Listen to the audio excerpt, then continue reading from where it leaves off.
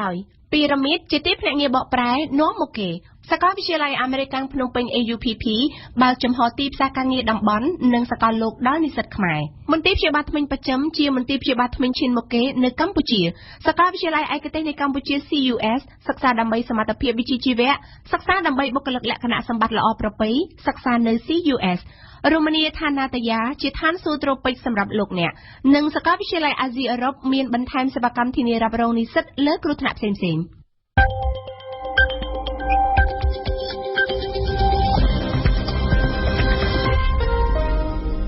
ជំរាបសួរលោកស្រីនាងកញ្ញាអរគុណចំពោះភក្ដីភាពរបស់លោកអ្នកនាងដែលបានបើកស្ដាប់កម្មវិធីព័ត៌មានជាខេមរៈភាសារបស់ Visu បារាំងអន្តរជាតិ AFE នៅពេលនេះម៉ោង 1 រសៀលកម្មវិធីព័ត៌មានដោយស៊ូងសុភារីសកម្មជនម្នាក់ទៀតរបស់បកប្រឆាំងត្រូវអាជ្ញាធរឃាត់ខ្លួនភ្នាក់ងារប្រឆាំងអំពើពុករលួយបង្កើនជំនាញស៊ើបអង្កេតនិងប្រមូលភស្តុតាងចំណែកព័ត៌មានអន្តរជាតិប៉ូលីសថៃកំពុងតាមរកជនភៀសខ្លួនរត់គេចខ្លួនដែលគេសង្ស័យថាជាពួកអ៊ុយហ្គូអូតាំងនិយាយថាក្បួនយានយន្តដឹកទ័ពនិងសភាវុធរុស្ស៊ីបានយាត្រាចូលរដ្ឋអ៊ុយក្រែន RFI ជាសំផ្ដើមព័ត៌មានប្រចាំថ្ងៃដោយនិយាយពីការចាប់ខ្លួនសកម្មជនគណបកសង្គ្រោះជាតិនៅព្រឹកថ្ងៃប្រហ័សនេះកម្លាំងនគរបាលស្នងការក្រុងភ្នំពេញបានឃាត់ខ្លួនសកម្មជនម្នាក់ទៀតរបស់គណបកសង្គ្រោះជាតិគឺលោកទេពណារិននេះបើតាមការបញ្ជាក់របស់កញ្ញាកឹមមនោវិជ្ជាអនុប្រធានកិច្ចការសាធារណៈរបស់គណបកសង្គ្រោះជាតិការចាប់ខ្លួននេះអាជ្ញាធរមិនបានបញ្ជាក់ពីមូលហេតុនៅឡើយទេវ៉ាន់សុគន្ធាជួនសេចក្តីរាយការណ៍2ថ្ងៃបន្ទាប់ពីចាប់ខ្លួនលោកមេឃសវណ្ណារាប្រធាននាយកដ្ឋាននិងព័ត៌មានរបស់គណៈបកសង្គ្រោះជាតិនៅព្រឹកថ្ងៃប្រហ័សនេះអាជ្ញាធរបានបន្តឃាត់ខ្លួនសកម្មជនម្នាក់ទៀតរបស់គណៈបកសង្គ្រោះជាតិគឺលោកទេពណារិនលោកទេពណារិនគឺជាបុគ្គលិកចលនាមហាជនរបស់គណៈបកសង្គ្រោះជាតិអនុប្រធានកិច្ចការសាធារណៈរបស់គណៈបកសង្គ្រោះជាតិកញ្ញាកឹមមនោវិជ្ជាបានថ្លែងប្រាប់វិទ្យុបារាំងអន្តរជាតិថាការចាប់ខ្លួននោះបានធ្វើឡើងក្រោយពីលោកទេពណារិនបានចូលទៅបង្ហាញខ្លួនតាមការកំណត់របស់តុលាការនៅស្នងការរាជធានីភ្នំពេញលោកជួនណារិនស្នងការរងរាជធានីភ្នំពេញមិនបានបង្ហាញពីមូលហេតុនៃការឃាត់ខ្លួននោះទេក៏ប៉ុន្តែលោកបានបញ្ជាក់ប្រាប់វិទ្យុបារាំងអន្តរជាតិដែរថាការឃាត់ខ្លួនលោកទេពណារិនគឺសមត្ថកិច្ចអនុវត្តតាមដីកាឲ្យនាំខ្លួនរបស់តុលាការបាទតាមស្នងការរងរូបនេះលោកទេពណារិនត្រូវបានឃាត់ខ្លួននៅចំណុចផ្លូវលេខ598ក្នុងសង្កាត់ភ្នំពេញថ្មីខណ្ឌសែនសុខសូមបញ្ជាក់ថាលោកទេពណារិនគឺជាសកម្មជនគណបកសង្គ្រោះជាតិទី3ហើយដែលត្រូវបានអាជ្ញាធរក្រុងភ្នំពេញឃាត់ខ្លួនជាបន្តបន្ទាប់ក្នុងពេលថ្មីកន្លងទៅនេះកាលពីថ្ងៃអង្គារលោកមេឃសវណ្ណារាប្រធាននាយកដ្ឋានព័ត៌មាននិងផ្សព្វផ្សាយរបស់គណបកសង្គ្រោះជាតិក៏ត្រូវបានអាជ្ញាធរចាប់ខ្លួនបញ្ជូនទៅកាន់តុលាការនិងបានបន្តបញ្ជូនទៅឃុំខ្លួននៅឯពន្ធនាគារព្រៃសរផងដែរហើយកាលពីថ្ងៃពុធគណបកសង្គ្រោះជាតិបានចេញសេចក្តីថ្លែងការណ៍ថ្កោលទោសនិងអំពាវនាវឲ្យមានការដោះលែងសកម្មជនរបស់ខ្លួនដោយគ្មានលក្ខខណ្ឌយ៉ាងណាក៏ដោយករណីឃាត់ខ្លួនសកម្មជនម្នាក់ទៀតនៅពេលនេះក៏មិនខុសគ្នានឹងករណីឃាត់ខ្លួននាពេលកន្លងមកផងដែរកញ្ញាកឹមមនោវិជ្ជាបានលើកឡើងថាលោកទេពណារិនត្រូវបានអាជ្ញាធរចាប់ប្រកាន់ពាក់ព័ន្ធនឹងព្រឹត្តិការណ៍ហិង្សានៅក្បែរទីលានប្រជាធិបតេយ្យកាលពីថ្ងៃទី15កក្កដាកន្លងទៅកញ្ញាកឹមមនោវិជ្ជាបានបញ្ជាក់បន្ថែមថានៅពេលនេះគណៈបក្សសង្គ្រោះជាតិកំពុងរៀបចំមេធាវីដើម្បីជួយការពារក្នុងករណីនេះហើយបន្ទាប់ពីគណៈបកសង្គ្រោះជាតិបានចេញសេចក្តីថ្លែងការណ៍គណៈបកប្រជាជនកម្ពុជានៅថ្ងៃម្សិលមិញក៏បានចេញសេចក្តីថ្លែងការណ៍មួយដែរដោយបានច្រានចោលសេចក្តីថ្លែងការណ៍របស់គណៈបកសង្គ្រោះជាតិដោយបញ្ជាក់ថាបកប្រឆាំងបានធ្វើការចោទប្រកាន់ដែលគ្មានមូលដ្ឋានត្រឹមត្រូវមកលើគណៈបកប្រជាជនកម្ពុជា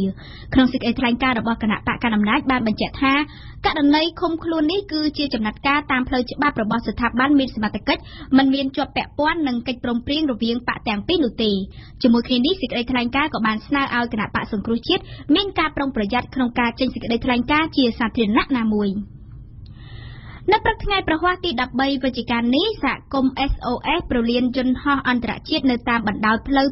2004បានរៀបចំសរសេរសញ្ញា SOS ជាថ្មីម្ដងទៀតនៅលើដំបូលផ្ទះរបស់ពួកគេដែលមានបិទរូបលោកនាយករដ្ឋមន្ត្រីហ៊ុនសែននិងភរិយាដើម្បីសូមឲ្យប្រមុខរដ្ឋាភិបាលដោះស្រាយបញ្ហាសហគមន៍របស់ពួកគេដោយត្រឹមត្រូវនិងសមរម្យសហគមន៍បានអះអាងថាការធ្វើបែបនេះគឺចង់ឲ្យលោកនាយករដ្ឋមន្ត្រីបានឃើញការទាមទាររបស់ពួកគេនៅចំពេលដែលលោកនាយករដ្ឋមន្ត្រីនឹងធ្វើដំណើរវិលត្រឡប់ពីកិច្ចប្រជុំអាស៊ាន ដែលឡែកភ្នាក់ងារ90នាក់ដែលជាមន្ត្រីនគរបាលយុត្តិធម៌ថ្មីរបស់អង្គភាពប្រឆាំងអំពើពុករលួយកំពុងសិក្សានីតិវិធីនៃការស៊ើបអង្កេតនិងការប្រមូលភស្តុតាងនៅក្នុងវគ្គបណ្ដុះបណ្ដាលរយៈពេល2ថ្ងៃដែលត្រូវបិទបញ្ចប់នៅថ្ងៃប្រហ័សនេះរបៀបចាប់ភស្តុតាងជាសម្ងាត់ក៏ត្រូវបានបញ្ចូលក្នុងកម្មវិធីសិក្សាផងដែរខណៈដែលអង្គភាពនេះត្រូវការភ្នាក់ងារប្រឆាំងអំពើខុសច្បាប់ប្រភេទនេះកាន់តែច្រើនឲ្យធ្វើការងារកាន់តែមានប្រសិទ្ធភាពឯមៀកជូនព័ត៌មានក្នុងនាមលោកអោមយិនទៀងដែលជាប្រធានអង្គភាពប្រឆាំងអំពើពុករលួយលោកអនុប្រធានខៀងសេងបានថ្លែងនៅពេលបើកវគ្គកាលពីម្សិលមិញថា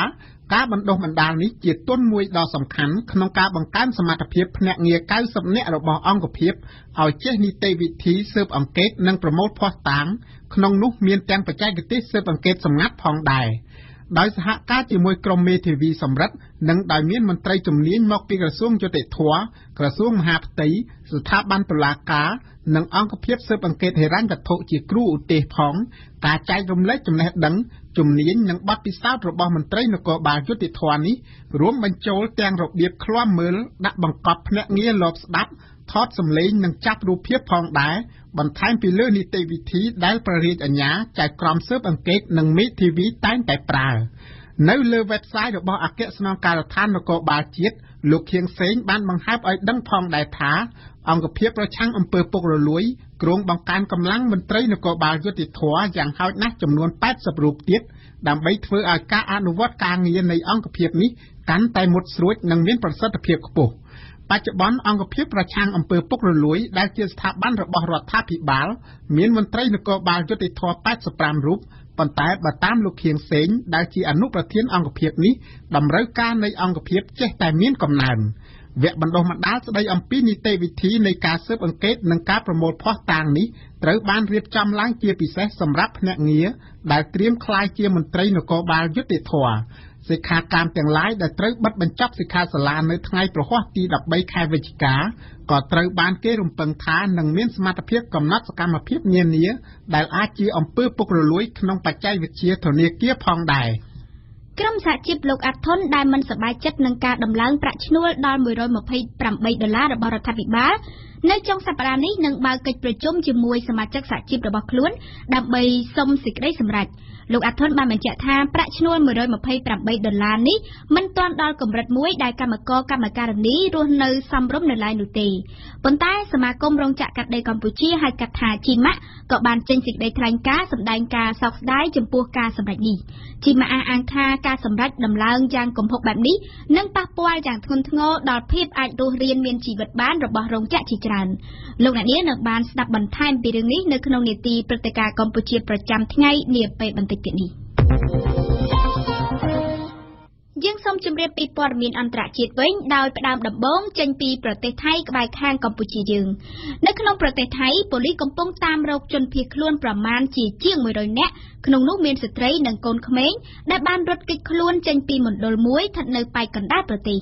គឺនៅក្នុងមណ្ឌលនោះហើយដែលរដ្ឋអំណាចក្រុងបាងកកបានចាប់ឃុំខ្លួនពួកគេអស់រយៈពេលជាច្រើនខែរហូតមកដល់ពេលនេះគេនៅមិនទាន់ដឹងថាតើជនភៀសខ្លួនទាំងអស់នោះជាជនជាតិអ្វីនិងថាតើពួកគេបានចូលទៅក្នុងទឹកដីពេលណានិងដោយវិធីណានោះទេតែមានការលើកឡើងថាពួកគេអាចជាជនជាតិអ៊ុយហ្គួររត់ចេញពីតំបន់ស៊ីនជៀងប្រទេសចិនយើងស្ដាប់គូចគុនធីរ៉ាលោកយ៉ារ៉ាជំពងអ្នកទទួលបន្ទុកកិច្ចការសង្គមក្នុងខេត្តសង្ខឡាស្ថិតប៉ែកខាងត្បូងប្រទេសថៃបានឲ្យដឹងថាពួកជនភៀសខ្លួនទាំងនោះបានរត់ចេញពីមណ្ឌលស្នាក់នៅរបស់គេក្នុងពេលរាត្រីនាដើមខែវិច្ឆិកានេះនឹងថាលោកបារម្ភខ្លាចតែពួកនេះធ្លាក់ក្នុងដៃឈ្មួញជួញដូរមនុស្សទេយោងតាមលោកយ៉ារ៉ាជំពងពួកជនភៀសខ្លួនទាំងនោះមានបំណងធ្វើដំណើរទៅកាន់ប្រទេសទួរគីគឺគ្មានបំណងណាមួយចង់ទៅរស់នៅប្រទេសចិននោះទេគួរជម្រាបជូនថាក្រុមជនភៀសខ្លួនមានប្រុសស្រីក្មេងចាស់ប្រមាណជា100នាក់ត្រូវបានគេរកឃើញកាលពីខែមីនាកន្លងទៅនៅក្នុងជំរំមួយសាងសង់លើដីស្រែចម្ការមួយស្ថិតប៉ែកខាងត្បូងប្រទេសថៃនៅពេលនោះមនុស្សធំត្រូវបានតុលាការកាត់ទោសឲ្យបង់ប្រាក់ពីបទចូលក្នុងប្រទេសថៃដែលខុសច្បាប់បន្ទាប់មករដ្ឋអំណាចថៃក៏បានបំបែកហ្វូងជនភៀសខ្លួនជាពីរគឺយកស្ត្រីនិងកូនក្មេងទៅដាក់ក្នុងមណ្ឌលមួយចំណែកបុរសយកទៅឃុំឃាំងក្នុងគុក ពីដំបូងឡើយក្រុមជនភៀសខ្លួនទាំងនោះបានអះអាងថាពួកគេជាជនជាតិទួរគីតែក្រុមសកម្មជនរស់នៅក្នុងទឹកដីអាមេរិកបានបញ្ជាក់ថាជនភៀសខ្លួនទាំងនោះជាជនជាតិភាគតិចចិនអ៊ុយហ្គូអ្នកកាន់សាសនាអ៊ីស្លាមរស់ក្នុងតំបន់ស៊ីនជៀងស្ថិតប៉ែកពីយប់ប្រទេសចិនអញ្ចឹងហើយបានជាពេលនេះគ្រប់គ្នាកំពុងបារម្ភខ្លាចតែថៃចាប់បញ្ជូនពួកគេទៅកាន់ប្រទេសចិនវិញទេគួរជម្រាបជូនថាតាំងពីឆ្នាំ2009មកអំពើហិង្សានៅក្នុងតំបន់ស៊ីនជៀងក្នុងប្រទេសចិនបានបង្ខំឲ្យពួកអ៊ុយហ្គូរត់គេចខ្លួនព្រោះគឺពួកនេះហើយដែលជាអ្នករងគ្រោះដោយផ្ទាល់ពីនយោបាយគៀបសង្កត់របស់ក្រុងប៉េកាំងដែលប្រជាជនភាគច្រើនមានដើមកំណើតជាជនជាតិហានយ៉ាងណាក៏ដោយប៉ូលីសថៃបានគូបញ្ជាក់ថារដ្ឋអំណាចកំពុងបន្តស្វែងរកអត្តសញ្ញាណពិតរបស់ជនភៀសខ្លួនទាំងនោះមុននឹងចាត់វិធានការចាប់បញ្ជូនពួកគេទៅកាន់ប្រទេសណាមួយនោះគួរជំរាបជូនថាថៃត្រូវបានគេស្គាល់ជាដែនដីនៃការជួញដូរមនុស្សនៅក្នុងតំបន់តែថៃក៏មានទម្លាប់ខាងចាប់បញ្ជូនជនអន្តោប្រវេសន៍ខុសច្បាប់ចេញពីទឹកដីរបស់ខ្លួនដែរប្រមុខបកប្រឆាំងលោកស្រីអ៊ុងសានស៊ូជីនឹងជួបទ្វេភាគីជាមួយលោកប្រធានាធិបតីអាមេរិកបារ៉ាក់អូបាម៉ានេះបើតាមការបញ្ជាក់ពីសារព័ត៌មានភូមាលោកស្រីបានព្រមានចំពោះការមើលឃើញហួសហេតុពេកនៃភាពសុតិធិនិយមនៅភូមាខណៈដែលការបោះឆ្នោតសភានឹងត្រូវបោះឆ្នោតនៅឆ្នាំក្រោយដែលឡែកលោកអូបាម៉ាកាលពីម្សិលមិញក៏បានបញ្ជាក់ថាលោកស្រីស៊ូជីក៏បានបញ្ជាក់ប្រាប់លោកស្រីស៊ូជីតាមប្រព័ន្ធផ្សព្វផ្សាយដែរថាភូមាកំពុងតែមានកំណែទម្រង់ផ្នែកនយោបាយនិងសេដ្ឋកិច្ចសហរដ្ឋអាមេរិកមិនមានតួនាទីជាប់តាក់ទងនៅក្នុងក្រុមបាតកោដែលទាមទារលទ្ធិប្រជាធិបតេយ្យនៅហុងកុងនោះទេនេះបើតាមការបញ្ជាក់របស់លោកអូបាម៉ានាទីក្រុងប៉េកាំងនៅក្នុងថ្ងៃពុធម្សិលមិញបើទោះបីជាកន្លងមកចិនតែងតែចាប់ប្រកាន់ទីក្រុងវ៉ាស៊ីនតោនថាជាប់តាក់ទងក្រុមបាតកោនៅហុងកុងក៏ដោយគួរបញ្ជាក់ថាក្រុមបាតកោក្រុងហុងកុងបានកាន់កាប់តំបន់សំខាន់មួយចំនួននៅអតីតទឹកដីអាណានិគមអង់គ្លេសមួយនេះរយៈពេល6សប្តាហ៍មកហើយដើម្បីទាមទារឲ្យមានការបោះឆ្នោតជ្រើសរើសមេដឹកនាំដោយសេរីយើងបញ្ចប់ព័ត៌មានអន្តរជាតិដោយនិយាយពីអូតង់បាននិយាយថាក្បួនយានយន្តដឹកទ័ពនិងសពាវុធរុស្ស៊ីបានយាត្រាចូលរដ្ឋអ៊ុយក្រែនអំណះនេះត្រូវបានថ្លែងនៅថ្ងៃពុធទី12វិច្ឆិកាម្សិលមិញដោយអគ្គមេបញ្ជាការកងទ័ពអូតង់ប្រចាំនៅទ្វីបអឺរ៉ុបលោកឧត្តមសេនីយ៍ Philip Brelov ពេលលោកមានវត្តមាននៅទីក្រុងសូហ្វៀរដ្ឋធានីប៊ុលហ្គារីដែលជាប្រទេសអតីតរណបសូវៀតប៉ុន្តែតាំងពីឆ្នាំ2004មកបានក្លាយទៅជាសមាជិកបកសម្ព័ន្ធនេះទាំងហើយទីក្រុងមូស្គូបានចាត់ទុកពាក្យអះអាងរបស់ឧត្តមសេនីយ៍នេះថាជាសម្ដីប្រហោងក្នុងគ្មានអ្វីជាទឹកតាំងឡើយកែឆាយាជួនសេចក្តីរាយការណ៍ពីទីក្រុងមូស្គូតាមប្រសាសន៍លោកឧត្តមសេនីយ៍ Philip Brelov ជាមេទ័ពម្នាក់របស់អូតង់ពីថ្ងៃជាប់មកហើយដែលអូតង់ក៏ដូចជាអង្គការដើម្បីសន្តិសុខនិងសហប្រតិបត្តិការនៅទ្វីបអឺរ៉ុប OSCE សង្កេតឃើញដូចគ្នាការចល័តយោធាពីខាងរុស្ស៊ីគឺថាយើងឃើញក្បួនរថយន្តកាមីយ៉ុងរុស្ស៊ីផ្ទុកទៅដោយបរិខាយោធាក្បួនរថក្រោះរុស្ស៊ីក្បួនយានយន្តរុស្ស៊ីសណ្ដោងប្រព័ន្ធការពារដែនអាកាសសណ្ដោងកាំភ្លើងធំព្រមទាំងក្បួនទ័ពរុស្ស៊ីផ្ទាល់យាត្រាចូលក្នុងដែនដីអ៊ុយក្រែនប៉ុន្តែលោកឧត្តមសេនីយ៍រូបនេះបន្ថែមថាយើងនៅមិនទាន់អាចនិយាយឲ្យបានជាក់លាក់ឡើយអំពីចំនួនផ្ទាល់អ្វីដែលយើងឃើញគឺក្បួននោះឯងមានច្រើនពួកអ្នកសង្កេតការណ៍ OSCE បានរាយការណ៍ថ្ងៃអង្គារថាមានឡានកាមីយ៉ុងយោធា43គ្រឿងឥតផ្លាកសម្គាល់បានបើកតម្រង់ទៅកាន់កណ្ដាលទីរួមខេត្តដូណេតជាកំពែងការពារដ៏មាំនៃពួកឧទាមផ្ដាច់ទឹកដីដែលរុស្ស៊ីនិយមនៅប៉ែកខាងកើតអ៊ុយក្រែនពីក្នុងនោះមាន5គ្រឿងសណ្ដោងកាំភ្លើងធំធន់ធ្ងន់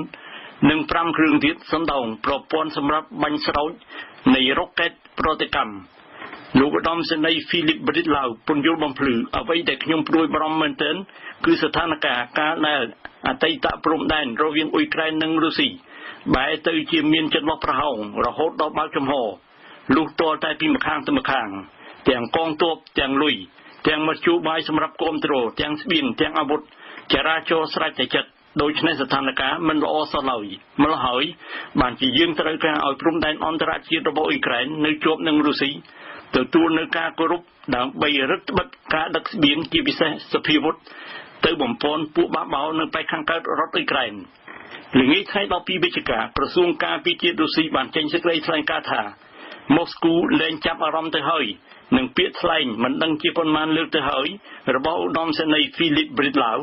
អំពីអន្តរាគមន៍កងទ័ពរុស្ស៊ីស្អីណាចូលអ៊ុយក្រែនតែបិទជាសម្ដីនរណលគោកគ្មានអ្វីជាទឹកតាំងឡើយធ្វើសេចក្តីថ្លែងការណ៍បែបនេះ ដោយយោងតែទៅលើគំនិតរវើរវាយរបស់ខ្លួនសម្រាប់មេតបដែលពាក់ផ្កាយពេញលើស្មាគឺមានន័យជាមនុស្សរាក់កំភើសោះពីខ្ញុំកែវឆាយាម៉ូស្គូ RFE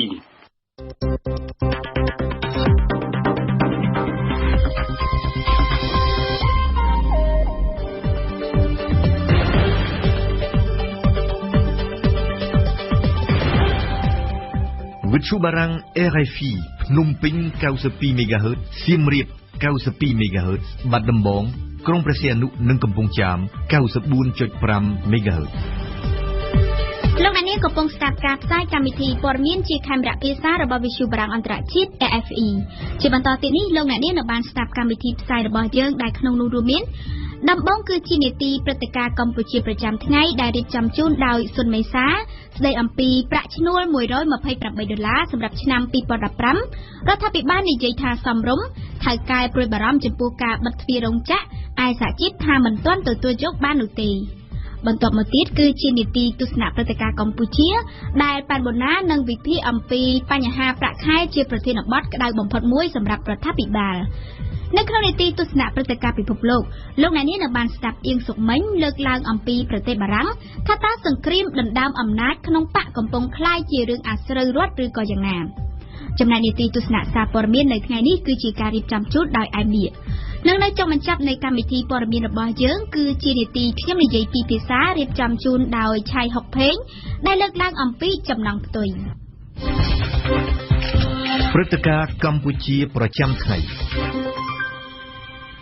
ក្រុមការងារត្រីភាគីដែលមានសមាជិករដ្ឋាភិបាលថៅកែរោងចក្រនិងសហជីពបានសម្រេចដំឡើងប្រាក់ឈ្នួលគោលរបស់កម្មកររោងចក្រកាត់ដេរនិងដេរស្បែកជើងពី$100ទៅ$128ក្រោយកិច្ចប្រជុំកាលពីព្រឹកថ្ងៃទី12វិច្ឆិកាម្សិលមិញក្រសួងការងារតំណាងរដ្ឋាភិបាលបានលើកឡើងថាការដំឡើងប្រាក់ឈ្នួលបែបនេះគឺក្រសួងគិតទាំងកត្តាសេដ្ឋកិច្ចនិងសង្គមក្នុងន័យកែសម្រួលជីវភាពរបស់កម្មករនិងធានានិរន្តរភាពនៃសង្វាក់ផលិតកម្មដែលឯក្រុមសមាគមរោងចក្របានលើកឡើងថាជាការដាក់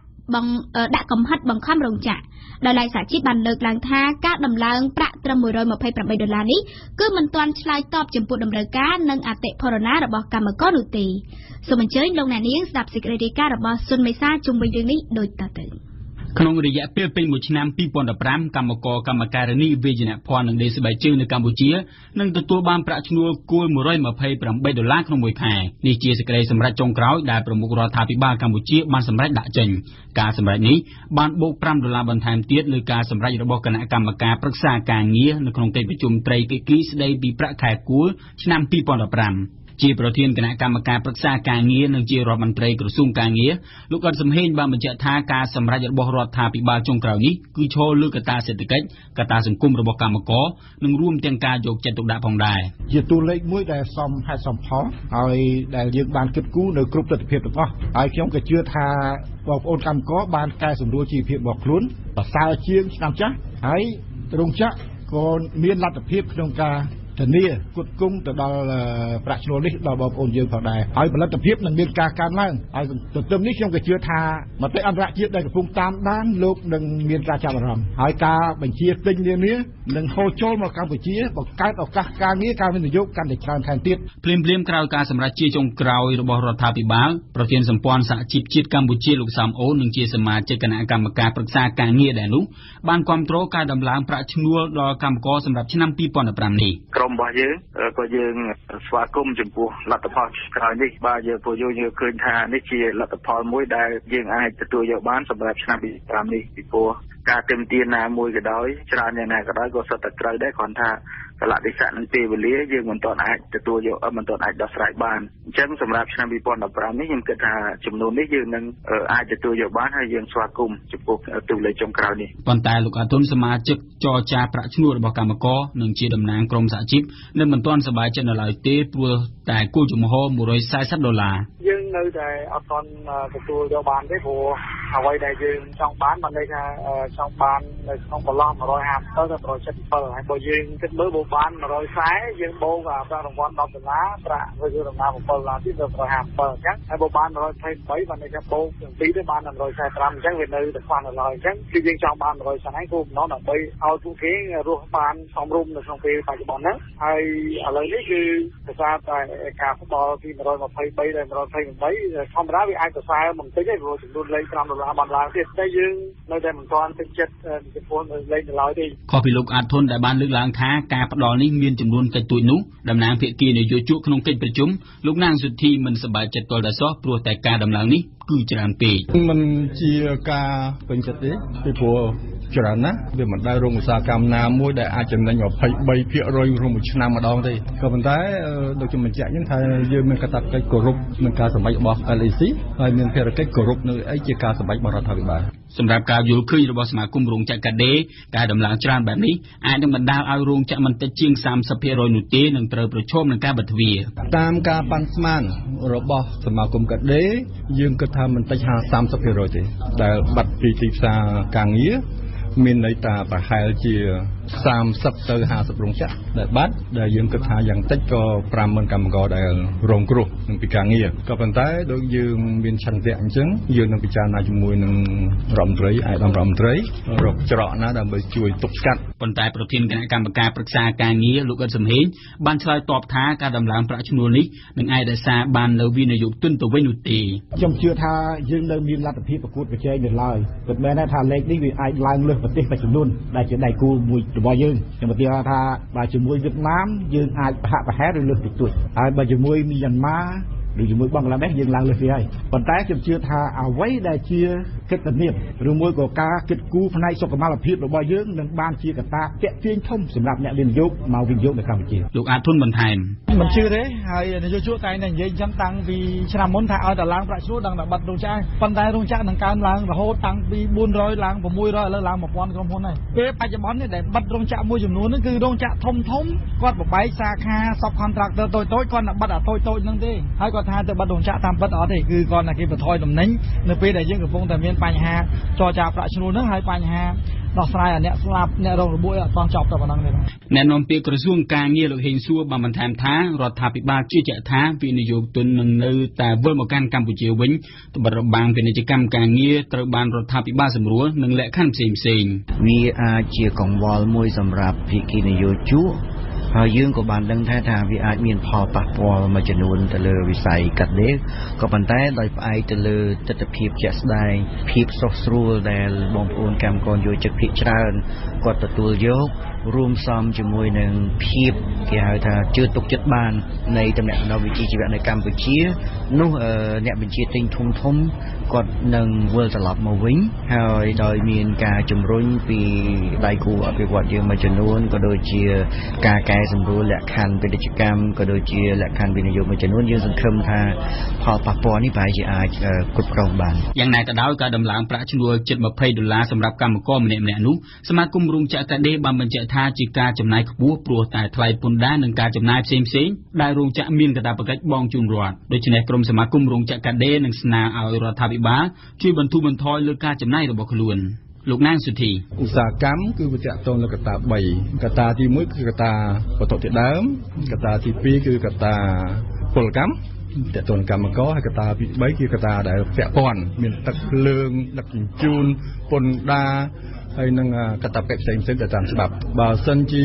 កត្តាមួយក្នុងកត្តាទាំង3មានថាវត្ថុធាតុដើមមាននៅដដែលកត្តាពលកម្មឡើងបែបនេះ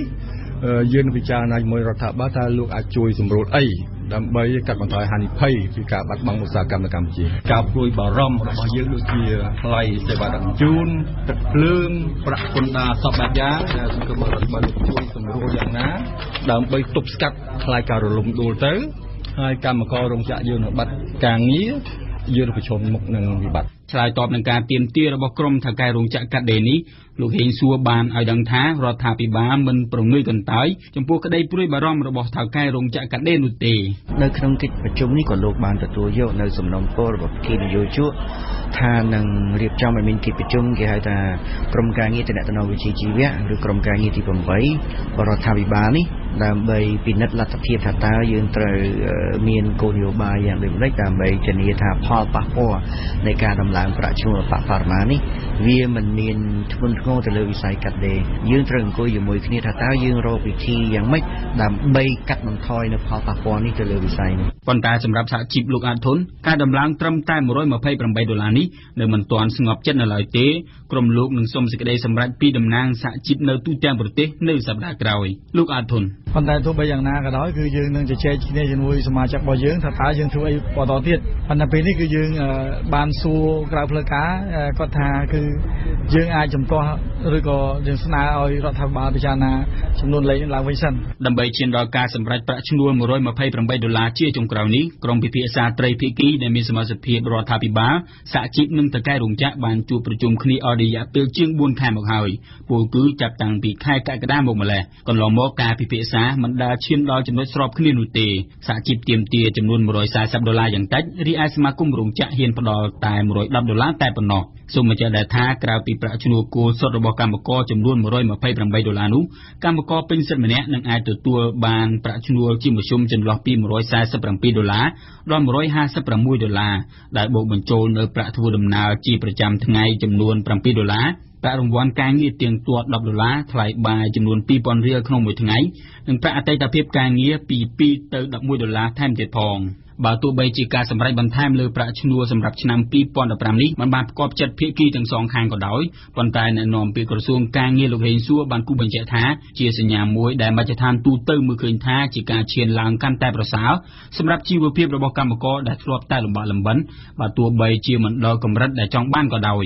ចំណែកឯសហជីពវិញនឹងអាចទទួលបាននូវស្ថិរភាពចំពោះសង្វាក់ផលិតកម្មការងារប្រសិទ្ធភាពការងារកាន់តែប្រសើរនិងប្រាក់ចំណេញថែមទៀតផងអរគុណមេសាដែលបានជូនសេចក្តីរាយការណ៍លើកឡើងអំពីចំនួនប្រាក់ឈ្នួល$128សម្រាប់ឆ្នាំ2015រដ្ឋាភិបាលនិយាយថាសមរម្យថៅកែព្រួយបារម្ភចំពោះការបិទទ្វាររោងចក្រឯសហជីពថាមិនទាន់ទទួលយកបាននោះទេកម្មវិធីនេះសហការឧបត្ថម្ភដោយពីរ៉ាមីតជាទីភ្នាក់ងារបកប្រែនាំមកគេសាកលវិទ្យាល័យអាមេរិកភ្នំពេញ AUPP យកចិត្តទុកដាក់ខ្ពស់បំផុតចំពោះគុណភាពអប់រំដើម្បីធានាភាពជោគជ័យដល់និស្សិតមន្ទីរព្យាបាលធ្មេញបច្ចឹមជាមន្ទីរព្យាបាលធ្មេញឈានមុខគេនៅកម្ពុជាសាកលវិទ្យាល័យឯកទេសនៃកម្ពុជា CUS សិក្សាដើម្បីសមត្ថភាពវិជ្ជាជីវៈសិក្សាដើម្បីបុគ្គលិកលក្ខណៈសម្បត្តិល្អប្រពៃសិក្សានៅ CUS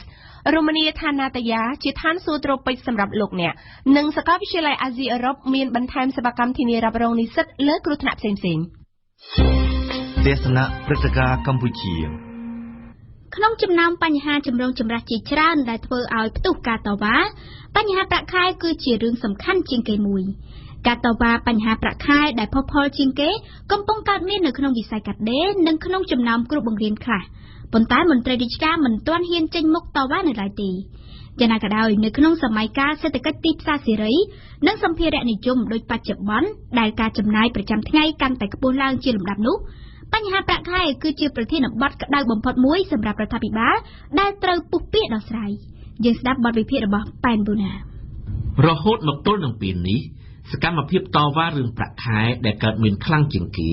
មាននៅក្នុងតែវិស័យកាត់ដេរសម្លៀកបំពាក់និងស្បែកជើងតែប៉ុណ្ណោះប៉ុន្តែតាមពិតទៅបុគ្គលិកកម្មករគ្រប់វិស័យរាប់ទាំងមន្ត្រីរាជការនិងគ្រូបង្រៀនផងក៏សុទ្ធតែត្រូវការប្រាក់ខែគ្រប់គ្រាន់ដើម្បីផ្គត់ផ្គង់ជីវភាពដូចគ្នាអំណោះតទៅបញ្ហាប្រាក់ខែនឹងឡើងកម្ដៅកាន់តែខ្លាំងឡើងកម្ដៅពីព្រោះថាគ្រួសារនីមួយៗត្រូវការចំណាយកាន់តែច្រើនទៅលើជីវភាពប្រចាំថ្ងៃទៅលើការសិក្សារបស់កូនទៅលើសេវាសុខាភិបាលនិងការចំណាយសម្រាប់ទំនាក់ទំនងសង្គមដូចជាពិធីបុណ្យនិងចងដៃអាពាហ៍ពិពាហ៍ជាដើមនៅក្នុងបរិបទនេះអ្នកដែលមានប្រាក់ខែតិចតួចប្រកាសជាមិនអាចទប់ទល់បានឡើយជាការពិតបើនិយាយពីស្ថានភាពសេដ្ឋកិច្ចប្រទេសជាតិប្រទេសក្រីក្រដូចជាកម្ពុជាគ្មានលទ្ធភាពផ្ដល់ប្រាក់ខែជូនមន្ត្រីរាជការឲ្យបានសមស្របតាមសេចក្តីត្រូវការជាក់ស្ដែងបានឡើយប៉ុន្តែបញ្ហាដោយឡែករបស់កម្ពុជានៅត្រង់ថាមន្ត្រីរាជការមានប្រាក់ខែតិចតួចពេកខណៈដែលជីវភាពរបស់មន្ត្រីរដ្ឋាភិបាលនិងមន្ត្រីអាជ្ញាធរនានាមានភាពស្ដុកស្ដំយ៉ាងខ្លាំងដែលមិនឆ្លុះបញ្ចាំងពីសេដ្ឋកិច្ចជាតិទាល់តែសោះនៅកម្ពុជាមានតែមន្ត្រីរាជការតូចតាចប៉ុណ្ណោះដែលនិយាយអំពីប្រាក់ខែ ដោយឡែកមន្ត្រីមានបុណ្យស័ក្តិនិងមុខតំណែងសំខាន់មិនដែលគិតគូរពីបញ្ហាប្រាក់ខែទេពលគឺពួកគេនិយាយតែពីប្រាក់ដែលរកបានពីការងារនិងពីតួនាទីរបស់ខ្លួនតែប៉ុណ្ណោះជាក់ស្ដែងនៅពេលជួបមុខគ្នាពួកគេមិនដែលសួរទៅកាន់មិត្តភ័ក្តិឬក៏បងប្អូនអំពីប្រាក់ខែទេប៉ុន្តែគេច្រើនតែសួរថាតើការងារនោះរកបានដែរឬទេហេតុដូច្នេះហើយបានជាមន្ត្រីអ្នកមានបុណ្យស័ក្តិមានតួនាទីគ្រប់លំដាប់ថ្នាក់មិនដែលនាំគ្នាលើកយកបញ្ហាប្រាក់ខែមកនិយាយទេចំណែកមន្ត្រីរាជការតូចតាចក៏មិនសូវហ៊ានតវ៉ារឿងប្រាក់ខែដែរបើទោះបីជាពួកគេខ្វះខាតជីវភាពយ៉ាងខ្លាំងក៏ដោយមិនសូវហ៊ានពីព្រោះតែពួកគេខ្លាចបាត់បង់ការងារម្យ៉ាងទៀតអវត្តមានសហជីពនៅក្នុងចំណោមមន្ត្រីរាជការក៏ជាមូលហេតុមួយទៀតដែលធ្វើឲ្យបញ្ហាប្រាក់ខែคล้ายជាប្រធានបទដែលមិនសូវមានគេលើកយកមកជជែកតវ៉ាជាសាធារណៈប៉ុន្តែការរអ៊ូរទាំនិងការតវ៉ាក្នុងចិត្តច្បាស់ជាកើតមានដោយជៀសមិនផុតអំណះតទៅបញ្ហាប្រាក់ខែច្បាស់ជាឡើងកម្ដៅក្នុងគ្រប់វិស័យឡើងកម្ដៅពីព្រោះថាទី1វាជាចំណុចយុទ្ធសាស្ត្រដែលគណៈបកប្រឆាំងវាលុកដើម្បីដណ្ដើមប្រជាប្រិយភាពទី2សេចក្តីត្រូវការខាងជីវភាពកាន់តែកើនខ្លាំងជាងមុនដោយសារតែទំនិញសពសារពើឡើងថ្លៃឥតឈប់ឈរនិងទី3ក្រៅពីដោះស្រាយជីវភាពមនុស្សសម័យនេះត្រូវការចំណាយទៅលើសម្ភារៈប្រើប្រាស់និងការកំសាន្តសប្បាយច្រើនជាងមុនស្របតាមដំណាក់កាលអភិវឌ្ឍរបស់ប្រទេសជាតិការលើកយកហេតុផលសេដ្ឋកិច្ចជាតិទុនខ្សោយមកពន្យល់អំពីប្រាក់ខែទំនងជាពិបាកនឹងបញ្ចុះបញ្ចូលឲ្យគេទទួលយកបានណាស់នៅក្នុងបរិបទដែលមន្ត្រីរដ្ឋាភិបាលរស់ក្នុងស្ថានភាពស្ដុកស្ដំដូចសពថ្ងៃដូច្នេះការរិះរកមធ្យោបាយដោះស្រាយបញ្ហាប្រាក់ខែមន្ត្រីរាជការគ្រូបង្រៀននិងកម្មករឲ្យបានសមស្របគឺជាអាទិភាពចម្បងដែលរដ្ឋាភិបាលត្រូវប្រឈមមុខដោះស្រាយសូមកុំភ្លេចថាបើទោះបីជាមន្ត្រីរាជការមិនចេញមុខតវ៉ាជាចំហប៉ុន្តែពួកគេអាចតវ៉ាដោយស្ងៀមស្ងាត់តាមរយៈសញ្ញាឆ្នោតការធ្លាក់ចុះប្រជាប្រិយភាពយ៉ាងគំហុករបស់គណៈបកកណ្ដាលអំណាចក្នុងការបោះឆ្នោតលើកចុងក្រោយនេះក៏ពិតជាមានចំណែកពីមន្ត្រីរាជការមួយចំនួនដែរពិតហើយរដ្ឋាភិបាលតែងតែបង្ហាញមោទនភាពចំពោះការរីកចម្រើនរបស់ប្រទេសជាតិរថយន្តម៉ូតូផ្ទះថ្មសសរឥដ្ឋភោជនីយដ្ឋាននិងផ្សារទំនើបក្នុងទីក្រុងជាដើមប៉ុន្តែគេក៏មិនត្រូវភ្លេចដែរថាការរីកចម្រើនទាំងអស់នោះហើយដែលធ្វើឲ្យមនុស្សមានតម្រូវការចំណាយកាន់តែច្រើនជាងមុននៅក្នុងបរិបទនេះអ្នកមានជីវភាពខ្សត់ខ្សោយត្រូវទទួលរងសម្ពាធសេដ្ឋកិច្ចផងនិងសម្ពាធផ្លូវចិត្តផងដែលពិបាកនឹងទ្រាំទ្រជាពិសេសមន្ត្រីរាជការនិងគ្រូបង្រៀនតែម្ដងដោយសារតែពួកគេរស់នៅដោយផ្ទាល់ក្នុងបរិស្ថានអ្នកទីក្រុងទាំងអស់នេះគឺជាភស្តុតាងដែលអាចបញ្ជាក់បានថាបញ្ហាប្រាក់ខែគឺជាចំណុចអាទិភាពបំផុតមួយដែលរដ្ឋាភិបាលមិនអាចមើលរំលងបានឡើយព័ត៌មានលឿនរហ័សច្បាស់លាស់និងស៊ីជម្រៅ Visual បារាំង RFE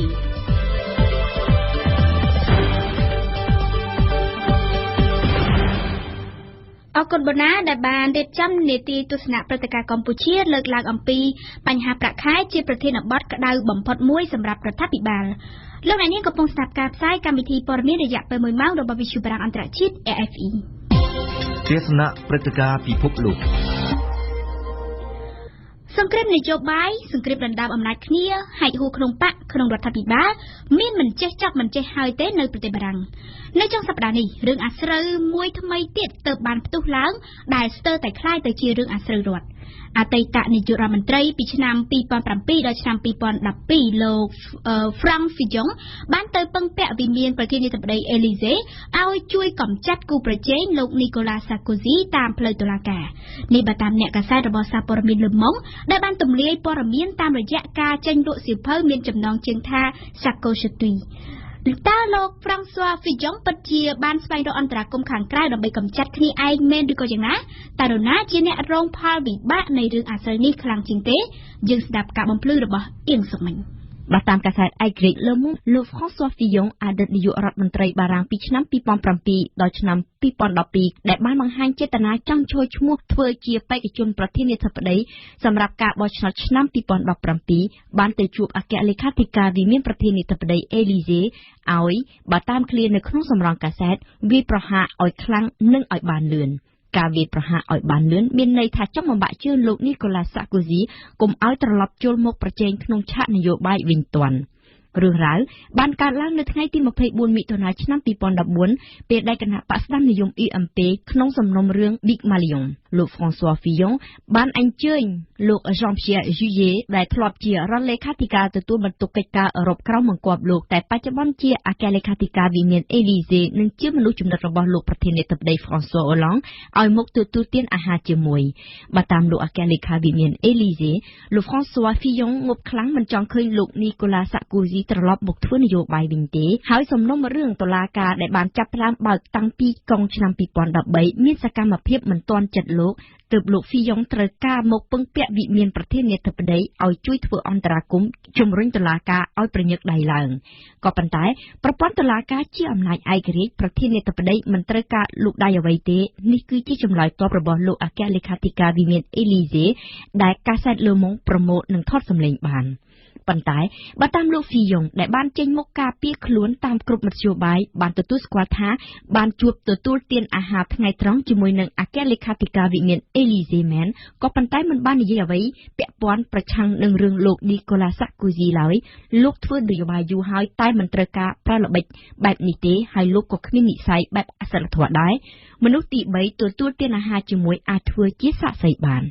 មែនបើតាមសាក្សីបុគ្គលទី3ក្នុងជំនួបនៅតុបាយនោះលោក François Fillon មិនបាននិយាយអំពីនយោបាយនិងកាន់តែគ្មានទៀតនយោបាយផ្ទៃក្នុងបកទៅកាន់លោក Jean-Pierre Juillet ដែលជាមនុស្សនៅក្នុងបកកាន់អំណាចនិងជាអ្នកអញ្ជើញនៅក្នុងឱកាសនោះគិតត្រឹមនេះលោក François Fillon អាចទប់ជំហរបានក៏ប៉ុន្តែភាពជឿជាក់លើរូបលោកបានរបត់បាត់ចេញទៅហើយក្តីស្រមៃចង់ក្លាយទៅជាប្រធានាធិបតីបារាំងសឹងថាអាចរលាយបាត់ដោយតកកត្រូវថ្ងៃ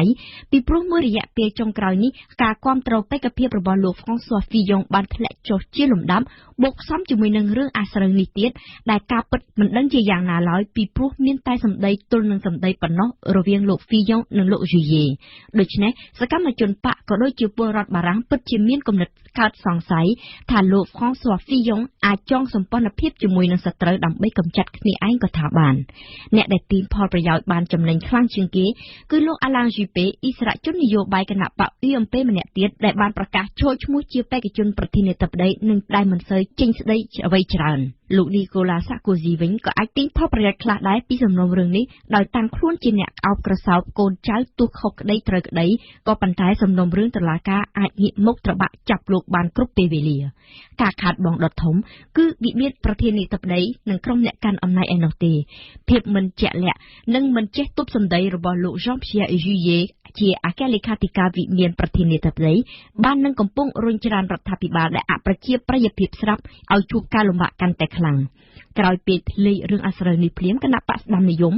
បានសម្រុកប្រមូលគ្នាបង្កើនការវាយប្រហារទម្លាក់ទៅលើអគ្គលេខាធិការវិមានប្រធានាធិបតីទ្វេឡើងនិងរាលដាលបំផុសជាការសង្ស័យថាអាចមានបណ្ដាញពិសេសនៅក្នុងរង្វង់ Élysée ដើម្បីការពារអំណាចប្រធានាធិបតីឬក៏ដើម្បីធ្វើឲ្យគូប្រជែងបាត់លំនឹងអ្វីបើតុលាការបារាំងមានឯករាជ្យក៏ប៉ុន្តែជាមិនផុតអំពីឥទ្ធិពលតិចតួចនៃអំណាចឬការចងសម្ព័ន្ធភាពទេដូច្នេះបើសិនបើមានស្លាកស្នាមអ្វីបន្តិចបន្តួចអាចរកឃើញថាវិមានប្រធានាធិបតីប្រើអំណាចទៅលើតុលាការនោះគឺពិតជាឱកាសដ៏ប្រពៃសម្រាប់បកប្រឆាំងរឿងអាស្រូវតូចអាចនឹងក្លាយទៅជាធំសម្រាប់ជាតិទាំងមូលហើយស្ដាប់វិទ្យុបារាំង RFE ពិភពលោកស្ថិតនៅក្នុងដៃរបស់លោកអ្នក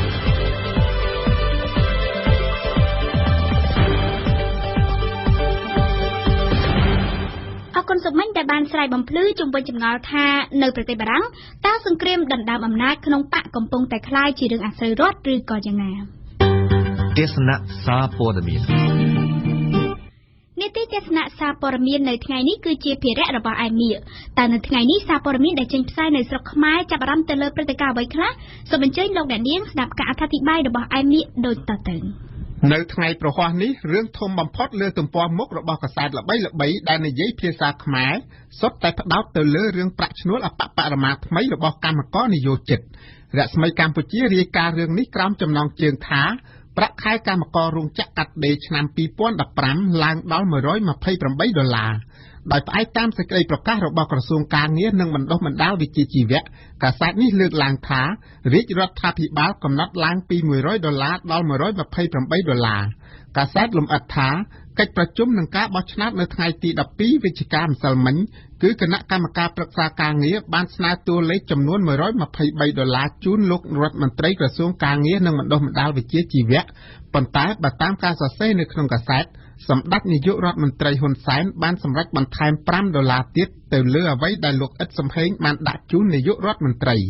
កម្ពុជាថ្មីដាក់ចំណងជើងធំពីរជួរលើទំព័រមុខរបស់ខ្លួនថាប្រាក់ឈ្នួលអបបរមារបស់កម្មករឆ្នាំ2015នឹងទទួលបាន$128កាសែតនេះរៀបរាប់ថាក្រុមប្រឹក្សាការងារបានបើកកិច្ចពិភាក្សាលើបញ្ហាប្រាក់ឈ្នួលកម្មករកម្មការិនីក្នុងវិស័យកាត់ដេរសម្លៀកបំពាក់និងផលិតស្បែកជើងសម្រាប់ឆ្នាំ2015ហើយជាលទ្ធផលទទួលបាន$123ប៉ុន្តែរាជរដ្ឋាភិបាលបានដំឡើង$5បន្ថែមទៀតដោយផ្អែកតាមសម្ដីរបស់លោកអ៊ិតសំហេងកាសែតបន្តថាការពិភាក្សាអំពីរឿងនេះអស់រយៈពេលជាង4ខែទើបបានសម្រេចហើយក្នុងនីតិវិធីនៃការពិភាក្សានេះភាគីនីមួយៗបានខិតខំអស់ពីកម្លាំងកាយចិត្តដើម្បីជជែកពិភាក្សាទាំងភាគីនយោជកភាគីសហជីពនិងភាគីរដ្ឋាភិបាលនៅលើទំព័រមុខកោះសន្តិភាពវិញកាសែតឲ្យចំណងជើងរឿងនេះបែបវែកញែកថាប្រាក់ខែគោលកម្មករឆ្នាំ2015កម្មករពេញសិទ្ធិទទួលបាន$128កម្មករសាកល្បង$123កោះសន្តិភាពប្រាប់ឲ្យដឹងតាមរយៈសម្ដីរបស់លោកអ៊ិតសំហេងដែលជារដ្ឋមន្ត្រីក្រសួងការងារនិងបណ្ដុះបណ្ដាលវិជ្ជាជីវៈហើយក៏ជាប្រធានគណៈកម្មការប្រឹក្សាការងារផងដែរនោះថាការពិភាក្សាអំពីប្រាក់ឈ្នួលអបបរមារបស់កម្មករនិយោជិតបានប្រព្រឹត្តទៅអស់រយៈពេលជាង4ខែហើយម្សិលមិញគឺជាការប្រជុំចុងក្រោយក្នុងការប្រជុំកាលពីម្សិលមិញភាគីនយោជកពលគឺថៅកែរោងចក្រដាក់តួលេខ$110ភាគីនយោជិតពលគឺសហជីពកម្មករទា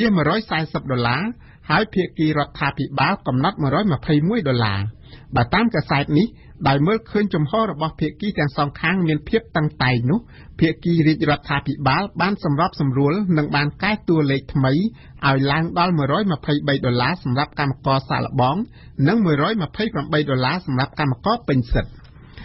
ស្រដៀងគ្នាដែរភ្នំពេញប៉ុស្តិ៍ដាក់ចំណងជើងឲ្យរឿងរបស់ខ្លួនថារដ្ឋាភិបាលសម្រេចដំឡើងប្រាក់ឈ្នួលកម្មករ$128អមដោយរូបថតមួយផ្ទាំងធំដែលនៅក្នុងនោះមានទាំងកម្មករកម្មការិនីមុខរីកនិងកម្មករកម្មការិនីមុខស្ងួតដើរចេញពីរោងចក្រកាសែតភាសាខ្មែរនេះរាយការណ៍ថាប្រាក់ឈ្នួលអបបរមាថ្មីនឹងត្រូវចាប់ផ្ដើមអនុវត្តពីខែមករាឆ្នាំ2015សម្រាប់កម្មករនិយោជិតផ្នែកវាយនភ័ណ្ឌនិងផលិតស្បែកជើងនៅកម្ពុជាបើតាមភ្នំពេញប៉ុស្តិ៍សហជីពខ្លះនៅតែទទូចឲ្យរដ្ឋាភិបាលដំឡើងដល់$140ក្នុងមួយខែខណៈដែលសមាគមរោងចក្រកាត់ដេររអ៊ូថាប្រាក់ឈ្នួលថ្មី$128ដែលទើបបានសម្រេចម្សិលមិញនោះខ្ពស់ហើយព្រមានថារោងចក្រប្រមាណ 30% អាចនឹងបិទទ្វារក្រៅពីរឿងសំខាន់បំផុតខាងលើកាសែតភាសាខ្មែរក៏ចាប់អារម្មណ៍ខ្លាំងដែរលើរឿងដែលថា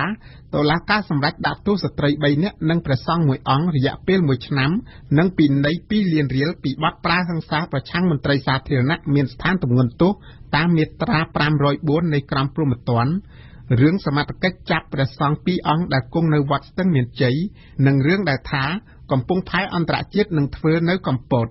ដោយឡែកនៅលើទំព័រមុខកោះសន្តិភាពវិញមានរឿងប្លែកពីគេពលគឺរឿងចាប់ខ្លួនជនជាតិកូរ៉េចម្រិតទារប្រាក់តាមអ៊ីនធឺណិតនិងរឿងសមត្ថកិច្ចឃាត់ខ្លួនអនិកជនខ្មែរនិងគូកន2នាក់ដែលដើររើសអង្គរៈ100នាក់ហើយទើបបាន16នាក់ក៏បែកការទៅក្រៅពីនេះរឿងដែលគណៈបកប្រជាជនកម្ពុជាថ្លែងច្រានចោលការចោទប្រកាន់របស់គណៈបកសង្គ្រោះជាតិក៏មិនរំលងពីកាសែតភាសាខ្មែរនៅថ្ងៃនេះដែរ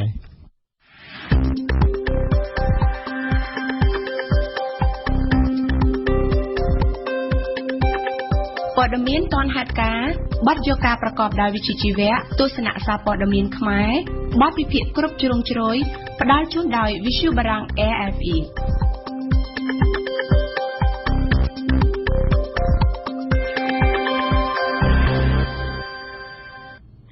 ទៅបានស្ដាប់ការអធិប្បាយពីទស្សនៈសារព័ត៌មានដោយឯបៀតលោកអ្នកនាងកំពុងស្ដាប់ការផ្សាយកម្មវិធីព័ត៌មានរយៈពេល1ម៉ោងរបស់វិទ្យុបារាំងអន្តរជាតិ RFE សូមជម្រាបជូនថាប្រសិនបើលោកអ្នកនាងខកខានមិនបានស្ដាប់ការផ្សាយផ្ទាល់កម្មវិធីព័ត៌មានរបស់យើងនោះទេលោកអ្នកនាងក៏អាចចូលទៅស្ដាប់ឡើងវិញឬក៏ទាញយកអត្ថបទព័ត៌មានណាមួយក៏បានដែលលោកអ្នកចង់បានដោយគ្រាន់តែចូលទៅកាន់គេហទំព័ររបស់វិទ្យុយើងគឺ www.khmer.rfi.fr ខ្ញុំនិយាយពីភាសា Chronique bilingue នៅក្នុងនីតិខ្ញុំនិយាយពីភាសារបស់យើងនៅសប្តាហ៍នេះឆៃហុកភេងនឹងលើកឡើងអំពីចំណងផ្ទុយដូច្នេះសូមអញ្ជើញស្ដាប់ការអធិប្បាយរៀបរាប់ដូចតទៅប្រិយមិត្តអ្នកស្ដាប់ជាទីគោរពមេត្រីនៅថ្ងៃនេះប្រតិបត្តិរបស់យើងស្ដីអំពីចំណងផ្ទុយពលគឺអធិប្បាយនៅអ្វីៗដែលមនុស្សយើងចង់បានព្រមគ្នានឹងអ្វីៗដែលផ្ទុយអំពីគេចង់បានយើងធ្លាប់ឮហើយនៅពាក្យដែលថាសូម្បីទេវតាក៏ពិបាកនឹងផ្គាប់ឲ្យត្រូវចិត្តមនុស្សយើងនេះណា Chers auditeurs, si je vous dis que vous êtes en train de m'écouter et que je ne suis pas là car l'émission est enregistrée, je commets une contradiction. Les absents ne parlent pas. Le thème de la présente chronique est les contradictions. Je suis quelqu'un qui ne regarde pas bien plein de l'air.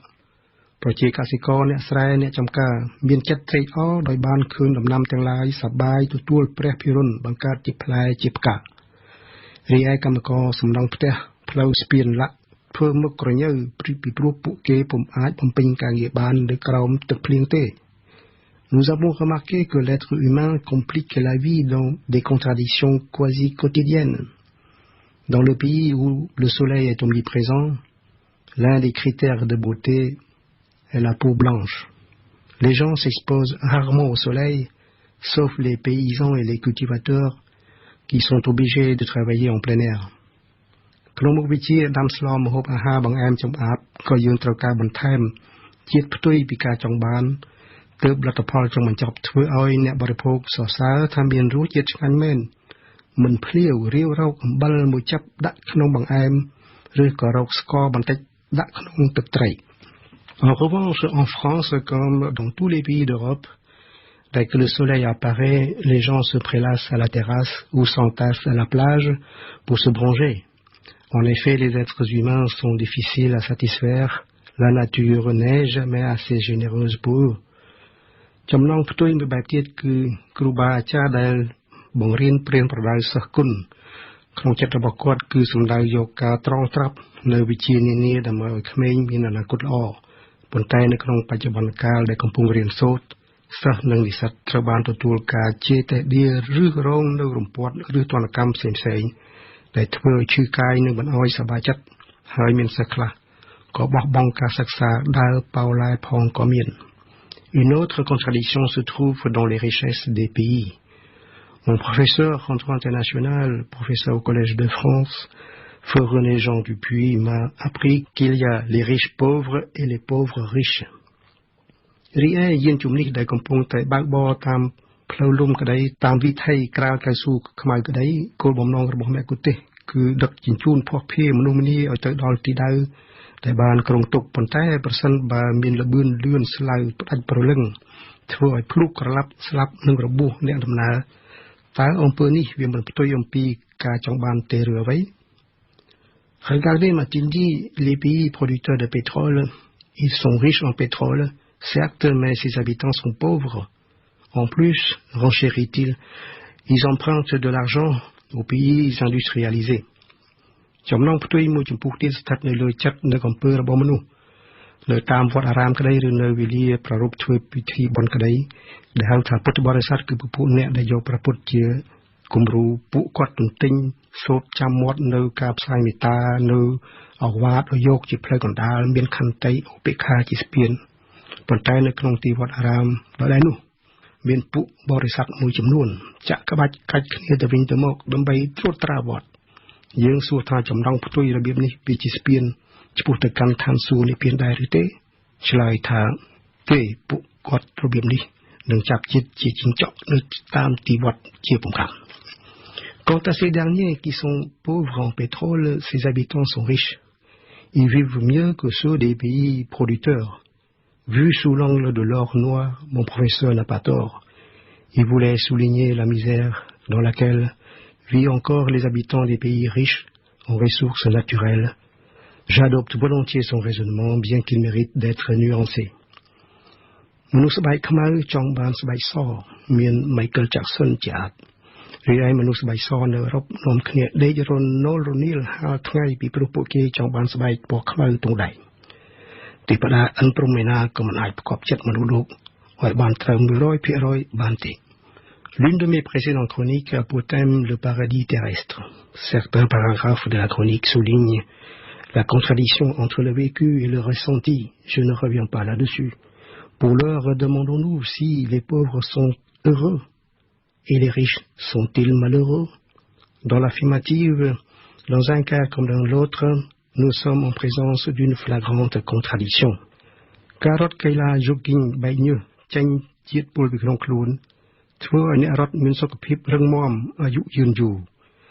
នៅស្រុកអឺរ៉ុបពួកគាត់ញាត់សម្លេងភ្លេងចូលក្នុងត្រចៀកទាំងសងខាងហើយរត់តាមដងវិថីឬក្នុងព្រៃនិងសួនច្បារសាធារណៈគាត់លែងឮអស់ហើយនៅសម្លេងចាប់យំសម្លេងរថយន្តម៉ូតូឡាក់នៅពេលខ្លះគាត់រត់ឆ្លងផ្លូវត្រូវកង់ម៉ូតូប៉ះពាគៀធ្លាក់របួសជាទម្ងន់គឺវាផ្ទុយស្រឡះអំពីការចង់បានរបស់គាត់ Dans une interview, Serge Dassault avait déclaré « Ce n'est pas parce que je suis riche que je mange 2 poulets par jour à moi tout seul. Le richissime industriel était-il malheureux de ne pas pouvoir manger plus? La réponse est ailleurs. En effet, rechercher le bonheur absolu et sans faille est contre nature. Si c'est cela le but de la vie, on oublie qu'à la fin de celle-ci, c'est la mort. » ភាសាខ្មែរយើងច្រើននិយមប្រើពាក្យគូនឹងគ្នាដែលពាក្យខ្លះបង្ហាញឲ្យឃើញនៅចំណងផ្ទុយឧទាហរណ៍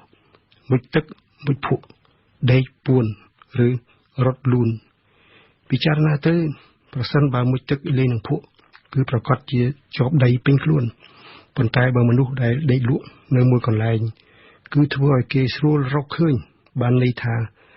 ការដេកមិនមែនជាការលាក់ខ្លួនពួនអាត្មាទេរីឯបើគេចង់រត់គេចភ្លើងឆេះព្រៃជាអាចប្រសិនបើរត់ផងលូនផងច្បាស់ជាភ្លើងឆាប់ឆេះខ្លោចខ្លួនពុំខានឡើយ Être philosophe dans la vie nous aide à affronter la vie, voire la fin de vie. Celle-ci n'échappe à personne, riche ou pauvre. Mieux vaudrait alors se préoccuper de bien vivre, c'est-à-dire penser et agir.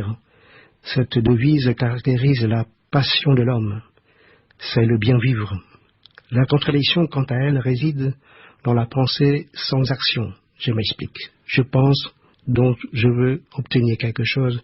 mais je ne fais rien pour l'avoir. ប៉ុន្តែពាក្យគូគ្នាទាំងនេះមានន័យយោងគ្នាទៅវិញទៅមកក្នុងកលៈទេសនាដែលតម្រូវឲ្យយល់យ៉ាងដូចនេះដូចជាពាក្យរត់លូនយើងអាចយល់បានថាបើឃើញឆ្លូបនៅខាងមុខហើយ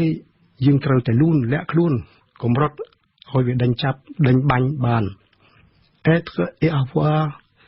dans certains cas, l'incompatibilité est totale. Être sage et avoir la sagesse,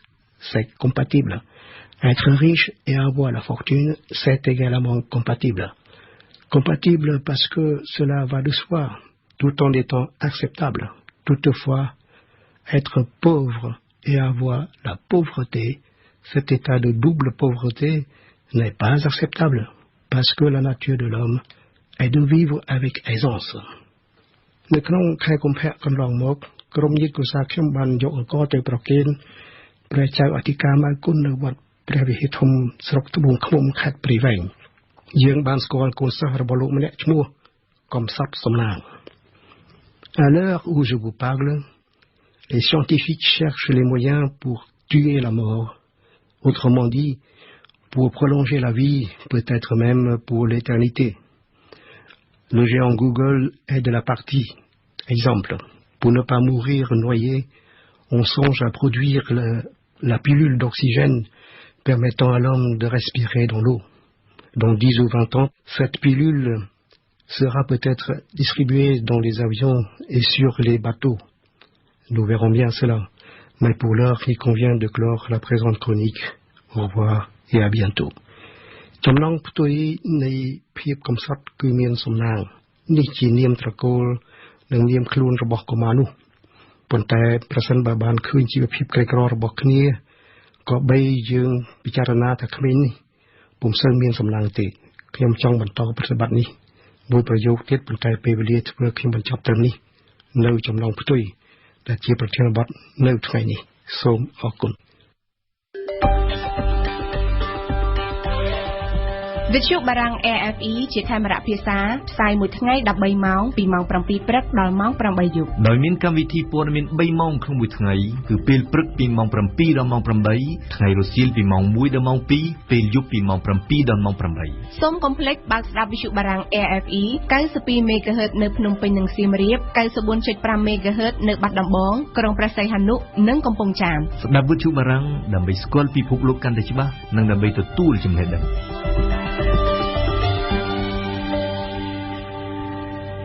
លោកអ្នកស្ដាប់ជាទីមេត្រីកម្មវិធីព័ត៌មានរយៈពេល1ម៉ោងរបស់យើងបានឈានជិតដល់ទីបញ្ចប់ហើយប៉ុន្តែមុននឹងបញ្ចប់នាងខ្ញុំសូមជូននៅព័ត៌មានសំខាន់ប្រចាំថ្ងៃឡើងវិញនៅព្រឹកថ្ងៃប្រហ័សនេះកម្លាំងនគរបាលស្នងការក្រុងភ្នំពេញបានឃាត់ខ្លួនសកម្មជនម្នាក់ទៀតរបស់គណៈបក្សសង្គ្រោះជាតិគឺលោកទេពណារិននេះបើតាមការបញ្ជាក់របស់កញ្ញាគឹមមនោវិជ្ជាអនុប្រធានកិច្ចការសាធារណៈរបស់គណៈបក្សសង្គ្រោះជាតិការចាប់ខ្លួននេះអាជ្ញាធរមិនបានបញ្ជាក់ពីមូលហេតុនៅឡើយទេ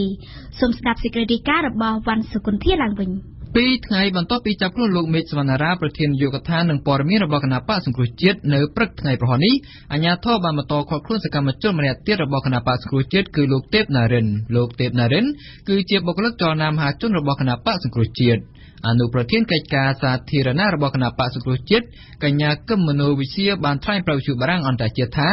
ការចាប់ខ្លួននោះបានធ្វើឡើងក្រោយពីលោកទេពណារិនបានចូលទៅបង្ហាញខ្លួនតាមការកំណត់របស់តុលាការនៅស្នងការរាជធានីភ្នំពេញលោកជួនណារិនស្នងការរងរាជធានីភ្នំពេញមិនបានបង្ហាញពីមូលហេតុនៃការឃាត់ខ្លួននោះទេក៏ប៉ុន្តែលោកបានបញ្ជាក់ប្រាប់វិទ្យុបារាំងអន្តរជាតិដែរថាការឃាត់ខ្លួនលោកទេពណារិនគឺសមត្ថកិច្ចអនុវត្តតាមដីកាឲ្យនាំខ្លួនរបស់តុលាការបាទតាមស្នងការរងរូបនេះលោកទេពណារិនត្រូវបានឃាត់ខ្លួននៅចំណុចផ្លូវលេខ 598 ក្នុងសង្កាត់ភ្នំពេញថ្មីខណ្ឌសែនសុខសូមបញ្ជាក់ថាលោកទេពណារិនគឺជាសកម្មជនគណៈបក្សសង្គ្រោះជាតិទី3ហើយដែលត្រូវបានអាជ្ញាធរក្រុងភ្នំពេញឃាត់ខ្លួនជាបន្តបន្ទាប់ក្នុងពេលថ្មីៗកន្លងទៅនេះកាលពីថ្ងៃអង្គារលោកមេឃសវណ្ណារាប្រធាននាយកដ្ឋានព័ត៌មាននិងផ្សព្វផ្សាយរបស់គណៈបក្សសង្គ្រោះជាតិក៏ត្រូវបានអាជ្ញាធរចាប់ខ្លួនបញ្ជូនទៅកាន់តុលាការនិងបានបន្តបញ្ជូនទៅឃុំខ្លួននៅឯពន្ធនាគារព្រៃសរផងដែរហើយកាលពីថ្ងៃពុធគណៈបក្សសង្គ្រោះជាតិបានចេញសេចក្តីថ្លែងការណ៍ថ្កោលទោសនិងអំពាវនាវឲ្យមានការដោះលែងសកម្មជនរបស់ខ្លួនដោយគ្មានលក្ខខណ្ឌយ៉ាងណាក៏ដោយករណីឃាត់ខ្លួនសកម្មជនម្នាក់ទៀតនៅពេលនេះក៏មិនខុសគ្នានឹងករណីឃាត់ខ្លួននាពេលកន្លងមកផងដែរកញ្ញាគឹមមនោវិជ្ជាបានលើកឡើងថាលោកទេពណារិនត្រូវបានអាជ្ញាធរចាប់ប្រកាន់ពាក់ព័ន្ធនឹងព្រឹត្តិការណ៍ហិង្សានៅក្បែរទីលានប្រជាធិបតេយ្យកាលពីថ្ងៃទី15កក្កដាកន្លងទៅកញ្ញាគឹមមនោវិជ្ជាបានបញ្ជាក់បន្ថែមថានៅពេលនេះគណៈបក្សសង្គ្រោះជាតិកំពុងរៀបចំមេធាវីដើម្បីជួយការពារក្នុងករណីនេះ នៅព្រឹកថ្ងៃប្រហ័សទី13វិច្ឆិកានេះសហគមន៍ SOS ព្រលានយន្តហោះអន្តរជាតិនៅតាមបណ្ដោយផ្លូវ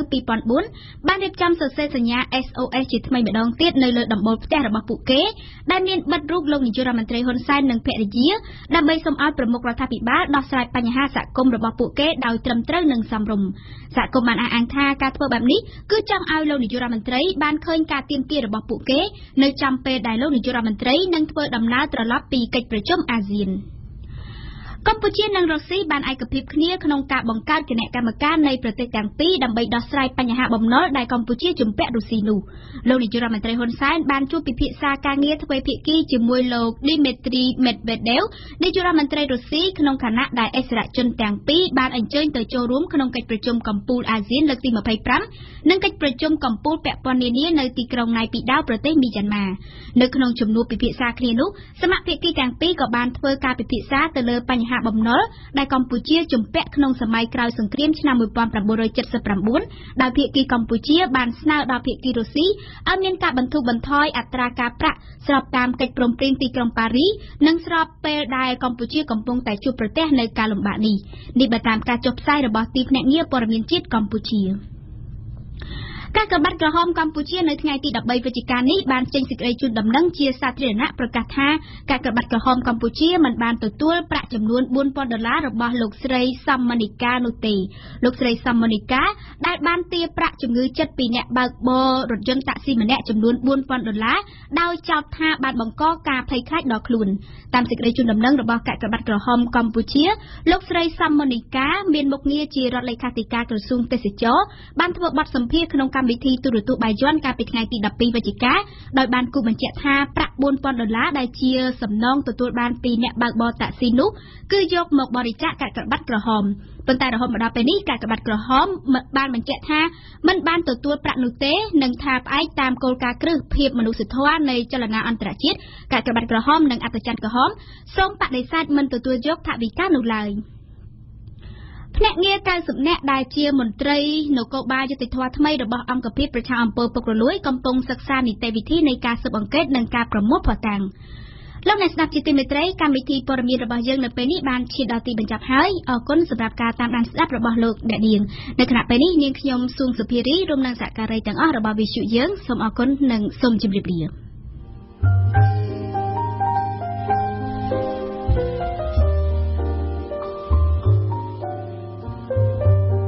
លោកស្រីអ្នកនាងកញ្ញាតទៅនេះសូមអញ្ជើញស្ដាប់ព័ត៌មានជាភាសាបារាំង